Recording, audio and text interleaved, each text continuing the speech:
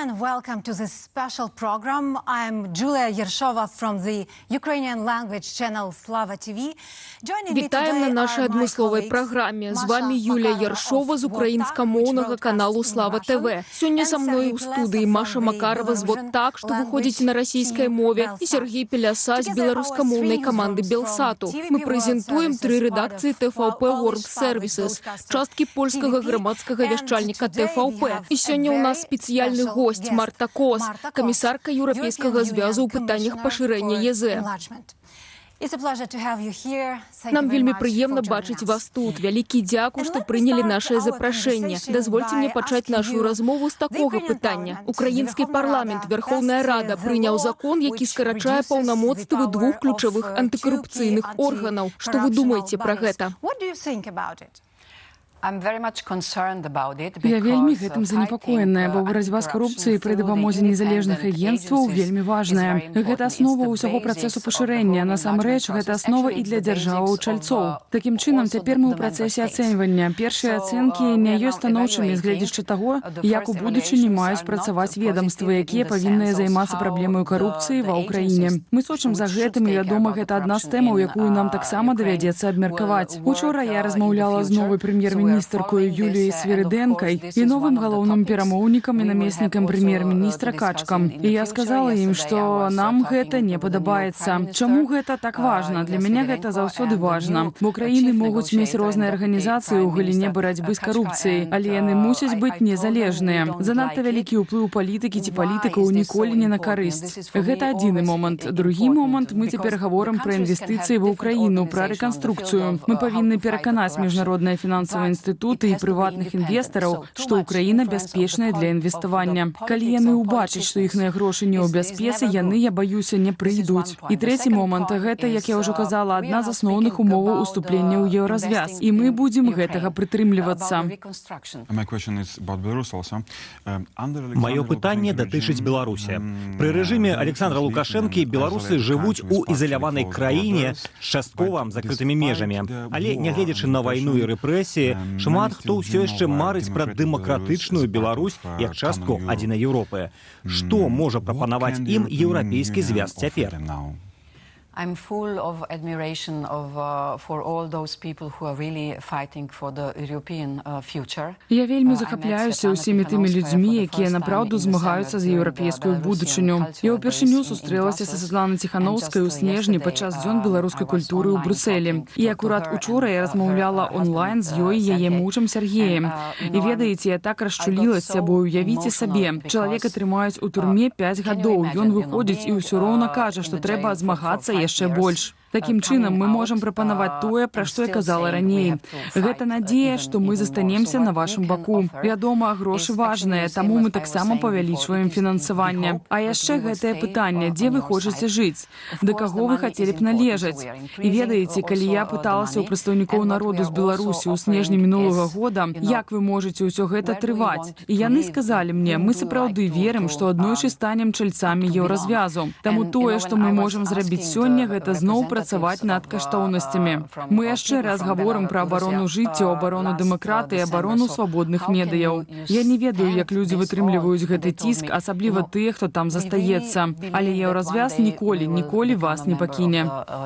Ці можа еўрапейскі звяз разгледзець магчымасць пераразмеркавання замарожаных сродкаў з праграмы «Усходняе партнёрства», першапачаткова прызначаных для Беларусі, на падтрыманне медыяў, што абслугоўваюць беларускую аўдыторыю, таких як телеканал Белсат, які працуе ў межах ТВП World Services.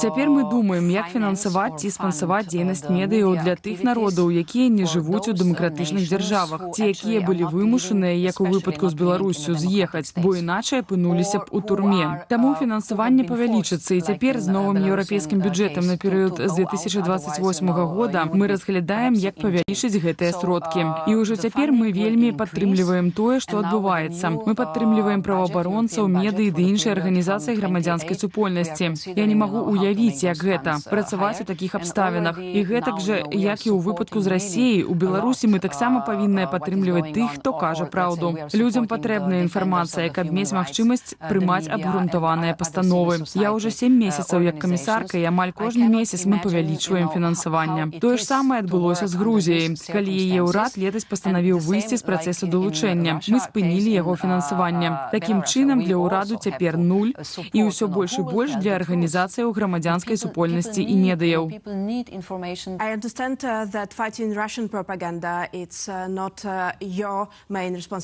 Я разумею, што барацьба з расійскай прапагандаю не ёсць вашай галоўнай задачай у Еўрапейскім звязе. Але я думаю, што расійская прапаганда, расійская дэзінфармацыя і расійскія гібридныя атакі – вялікая пагроза для Еўропы ў цэлым. І такія службы, як TVP World Services, як мы з маімі калегамі, мы таксама абараняем Еўропу. Ці мае Еўрапейскі звяз канкрэтны план для нас, для такіх праектаў, што змагаюцца з расійскай дэзінфармацыяй?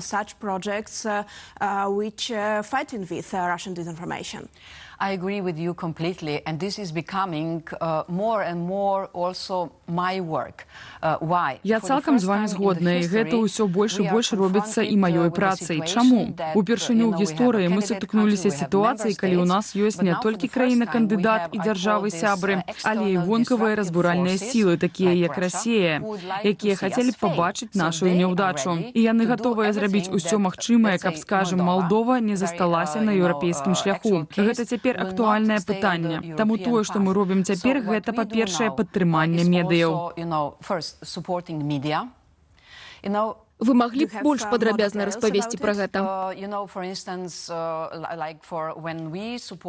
Напрыклад, мы падтрымліваем арганізацыі грамадзянскай супольнасці і медыяў для Беларусі. З 2020 года мы вылучылі 170 мільёнаў. Частку таксама на СМІ. Для Расіі штогод выдзяляецца ад 5 до 7 мільёнаў на падтрыманне медыяў. І мы павялічым гэтую суму. Вяртаючыся да вашага пытання, гэта вельмі важна ў наш час. Чаму? Бо Расія стварыла фабрыкі хлусні. Ведаеце, хлусня вельмі танная. Вы проста кажаце хлусню, і яна распаўсюджваецца, напрыклад, праз сацыяльныя сеткі. Такім чынам, нам патрэбныя вы, нам патрэбныя надзейныя крыніцы, якія скажуць нам праўду. Я ўзгадвала Малдову. Упершыню ў гісторыі Еўразвязу мы разгортваем там гібридную групу хуткага рэагавання. У нас у Кішыневе ёсць людзі, якія дапамагаюць ураду Малдовы змагацца з расійскімі наратывамі, і мы ўвесь час іх вывучаем. Напрыклад, калі я была там на місіі, мы спачатку усебакова вывучылі расійскія наратывы, а потым я адной сваёй прысутнасцю, сваёй місіі змагалася з імі. Вы страціце сваю ідэнтычнасць. Гэтая тэма праходзіць чырвонай ніткаю ва ўсіх краінах, дзе Расія прасоўвае свае наратывы. Маўляў, калі Малдова зробіцца сябрам ЕЗ, вы, як народ, страціце сваю ідэнтычнасць. Тады я прыводжу ім прыклад маёй краіны, якая меншая паводле памеру і мае менш насельніцтва, чым Малдова. Але мая мова, на якой у свеце размаўляюць, як кажуць,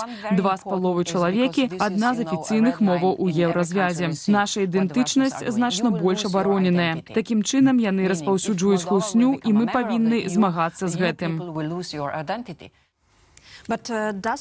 Але ці мае Еўрапейскі звяз цяпер стратэгію ў дачыненні Расіі пасля Пуціна? Ці з Пуціним, але пасля вайны?